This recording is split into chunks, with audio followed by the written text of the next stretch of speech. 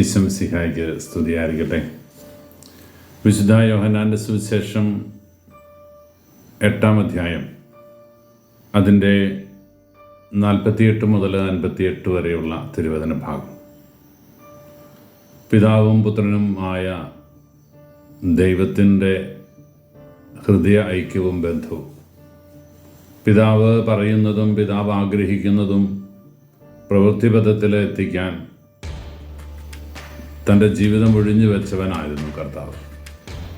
അതുകൊണ്ട് പരസ്യ ജീവിതകാലത്ത് അവൻ കടന്നുപോയ വഴികളിലും അവൻ പറഞ്ഞ പ്രബോധനങ്ങളിലുമെല്ലാം പിതാവുമായിട്ട് നിലനിന്നിരുന്ന ആത്മീയ ബന്ധത്തിൻ്റെ ഈടുറ്റ കഥകൾ നമ്മളെ അവിടുന്ന് ഓർമ്മിപ്പിച്ചു തരുന്നുണ്ട്.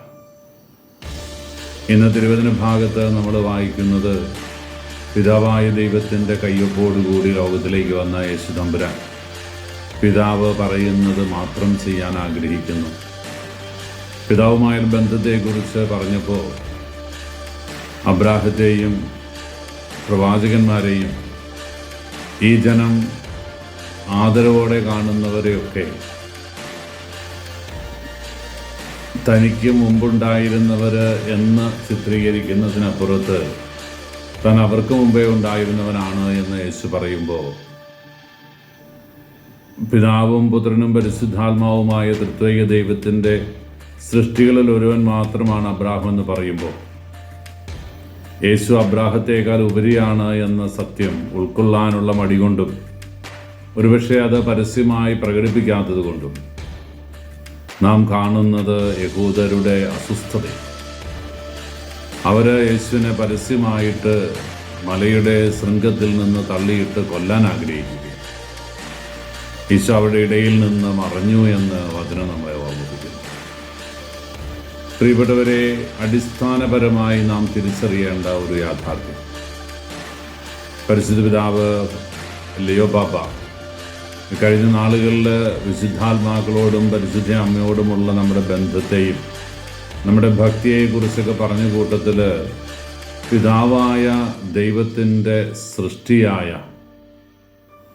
പിതാവായ ദൈവത്തിൻ്റെ മകനായ ഈ ലോക ജീവിതത്തിലേക്ക് കടന്നു വന്ന യേശു തമ്പുരാനെ രക്ഷകനും നാഥനുമായി സ്വീകരിക്കണമെന്നുള്ള വലിയ ഉൾവിളി നമുക്ക് നൽകുന്നുണ്ട്.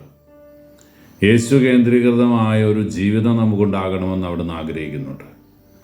നമ്മുടെ ജീവിതത്തിൻ്റെ ഭക്താനുഷ്ഠാനങ്ങളുടെയും വിശുദ്ധാത്മാക്കളെ ചേർത്ത് പിടിക്കുന്നതിൻ്റെയും ഒക്കെ പിറകിൽ അടിസ്ഥാനപരമായി നിൽക്കേണ്ടത് ക്രിസ്തു കേന്ദ്രീകൃതമായ ഒരു ആത്മീയതയും ആധ്യാത്മികതയും.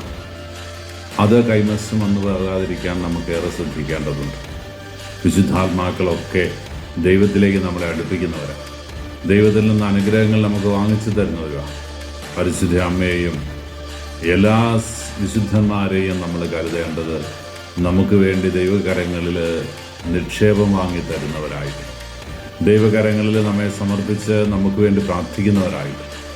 അതിനപ്പുറത്ത് ദൈവത്തിൻ്റെ സ്ഥാനത്ത് അവരെ പ്രതിഷ്ഠിക്കുന്ന ഈ കാലഘട്ടത്തിൻ്റെയും ഈ ലോകത്തിൻ്റെയും തത്വശാസ്ത്രങ്ങളിൽ നിന്ന് മാറി നിൽക്കാൻ, ദൈവികമായ സത്തയുടെ മക്കളായിട്ട് തീരാൻ, ആത്മീയ ജീവിതത്തിൻ്റെ ഉണർവുള്ളവരായി തീരാൻ നമുക്കെല്ലാവർക്കും ആഗ്രഹിക്കാം. ഈശോ എല്ലാവരെയും അനുഗ്രഹിക്കട്ടെ.